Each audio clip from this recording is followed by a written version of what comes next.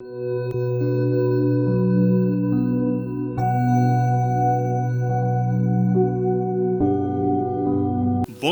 à toutes et à tous, bienvenue sur ce plateau spécial consacré à un moment marquant l'histoire religieuse en Afrique et dans le monde. La naissance de l'Église du christianisme céleste, fondée en 1947 par le prophète Samuel Biléou Joseph Oshofa au Bénin. Cette Église, née d'une révélation divine, a traversé les frontières et les générations pour devenir aujourd'hui un mouvement spirituel mondial rassemblant des millions de fidèles. Nous célébrons ce 29 septembre l'an 78 de l'Église du christianisme céleste.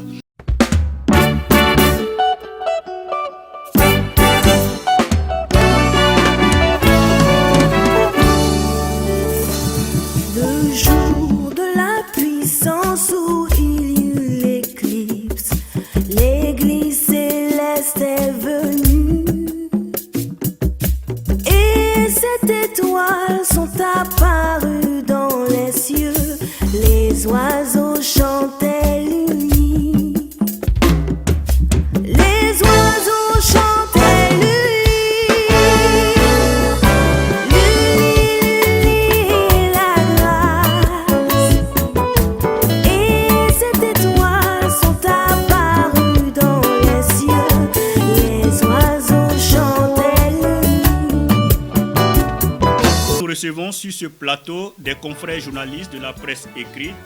Ici, à ma droite, nous avons Djebiche, journaliste à Les Sentinelles d'Abidjan. Et à ma gauche, nous avons nos deux confrères, César Kouakou, journaliste à Ivoire Express.ci et Hippolyte Oulaï, journaliste à l'Inter. Bienvenue sur ce plateau de Céleste Oshofa TV. Alors, chers confrères, comment vous avez connu l'Église du christianisme céleste? Merci, Hilaire. J'ai connu l'église du christianisme céleste effectivement en 2008. J'étais secrétaire général de rédaction du quotidien Le Temps. Et j'étais ce matin-là à la rédaction et j'ai un coup de fil qui sonne. C'était le révérend pasteur Diemou qui était au téléphone. Et il m'a reproché au journal d'avoir fait diffuser un article concernant M. Canon Luc. Voilà.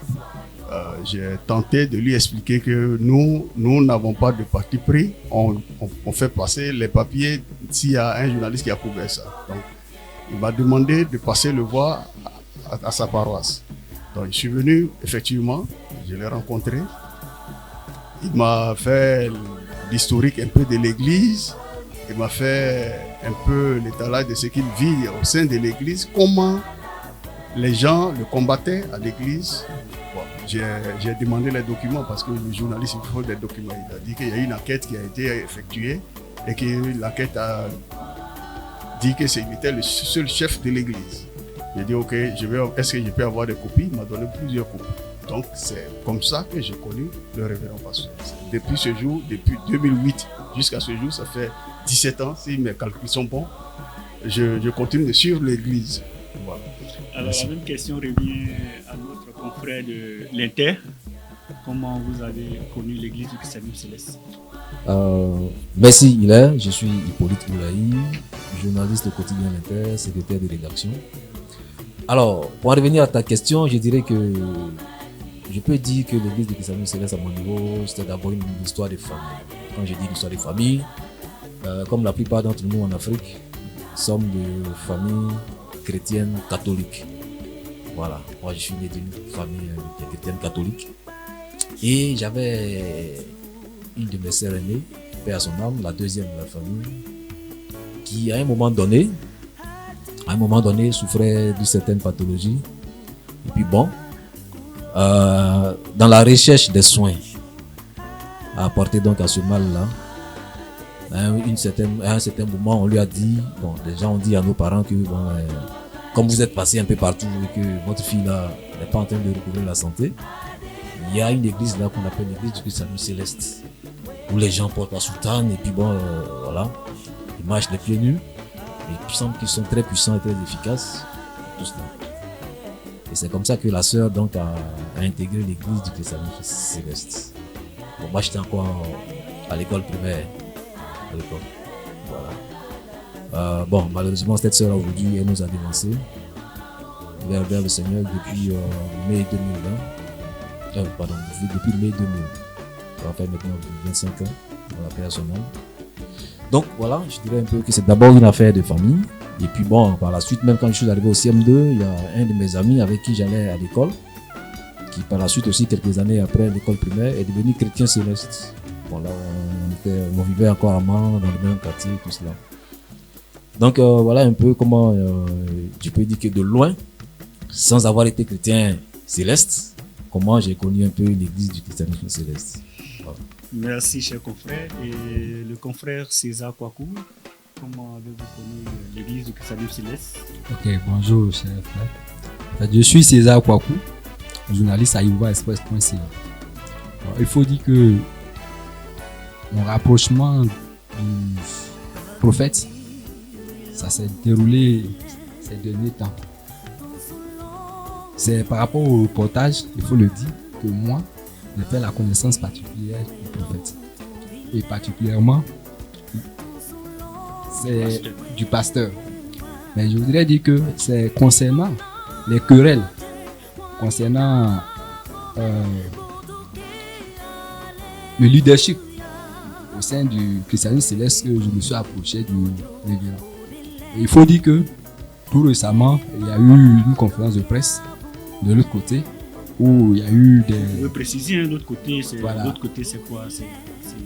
Bon, il faut dire que l'autre branche du christianisme céleste, si je peux m'exprimer ainsi, avec le Mos Aka. Voilà, il y a eu une rencontre là-bas qui, au cours de cette rencontre, il a été dit que c'était lui le chef du diocèse de l'église chrétienne céleste en Côte d'Ivoire. Et donc moi, pour équilibrer mon article, il fallait que j'écoute la version du révérend pasteur Edimou. Donc c'est comme ça que j'ai fait sa connaissance. Sinon, en dehors de ça, à l'université, nous avons étudié un peu les églises. En tant que géographe de formation historien, on a étudié les églises. Voilà. Donc j'ai une petite idée de l'église, de toutes les églises et en particulier l'église chrétienne céleste. Merci. Alors tout à l'heure, vous parliez de la conférence de presse qu'a tenue Aka Justin, qui dit qu'il est le chef de diocèse de l'église du christianisme céleste, et vous avez par la suite approché le révérend pasteur Edimou pour écouter sa version. Alors, quand vous comparez ces deux versions, qui disait la vérité, ou soit qui dit la vérité? Bon là, vous me mettez face au mur. Voilà. Ici, moi je suis journaliste. Il faut que je sois précis. Je suis journaliste, donc je ne suis pas partisan. Et d'ailleurs, c'est la raison pour laquelle, lorsque j'ai eu cette information, je me suis rapproché du pasteur Edimou pour équilibrer, comme je le disais tantôt, l'information. Mon rôle, c'est d'informer tout le monde. Voilà, donc je n'ai pas de parti pris. Et souffrez que je ne puisse pas donner une position sur cette question. Merci. Mes confrères Tchebi, tout à l'heure, le confrère César Kouakou nous parlait de cette histoire de chef de diocèse.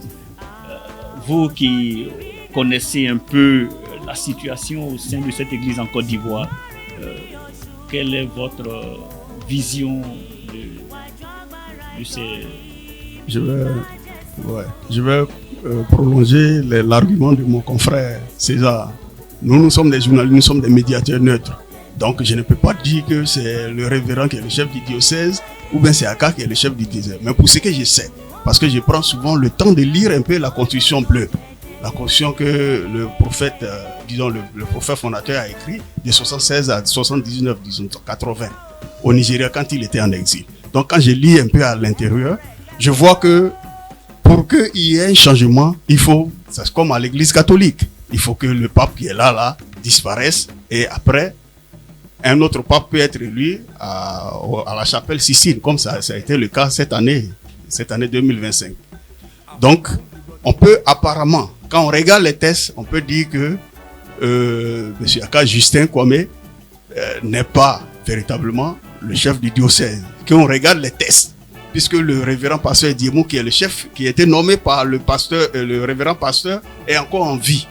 Donc, je ne dis pas qu'il doit mourir demain, mais je veux dire que tant qu'il est encore en vie, je pense que ses co-religionnaires doivent accepter cela et travailler avec lui, apprendre l'église auprès de lui. C'est ce que moi je peux dire. Voilà.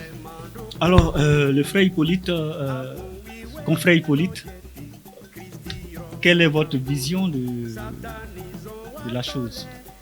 Quand je dis de la chose, c'est de ce problème de leadership dans cette église. Alors, avant d'en arriver au problème de leadership, je pense qu'on avait commencé déjà par parler de notre rencontre avec l'église du Christianisme Céleste en général.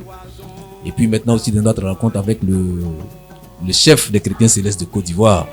Moi, en tant que journaliste, quand je suis entré dans la presse, au journal L'Inter, on avait un rédacteur en chef, M. Charles D'Almeida.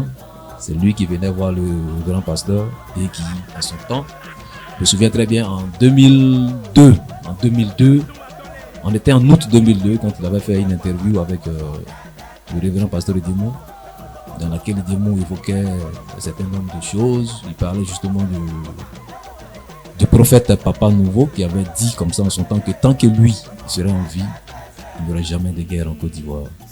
Et puis bon, il y a eu donc la disparition de ce père-là, et puis on l'a connu le 19 septembre 2002. Voilà.